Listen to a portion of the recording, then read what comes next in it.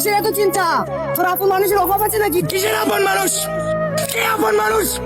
আপন মানুষ বলতে কিচ্ছু হয় না। সব সময় সময় যতদিন ভালো থাকবে আপন মানুষ দরজা ঠকঠক করবে। সময় খারাপ হওয়ার সাথেই কাউকে দূরবীনকেও খুঁজে পাওয়া যায় না। জীবনের সব থেকে খারাপ সময় যদি একা কাটাতে হয় তাহলে নিজেকে নিজের শক্ত করতে হবে, নিজের পিঠ নিজের শক্ত করতে হবে। এই যে মানুষ আমার চোখের নিচে কালো দাগ, চোখ লাল, অগোছালো মুখ, অগোছালো চেহারা দেখে বলে আমি নেশা করছি, কিন্তু তাদেরকে আমি কিভাবে বোঝাই? সফল হওয়ার চিন্তা রাত্রে আমাকে ঘুমাতে দেয় না ভাই। সারাদিন পরিশ্রম করি, মাথার মধ্যে এইটা ঘুরে কি করব, কিভাবে সফল হবো।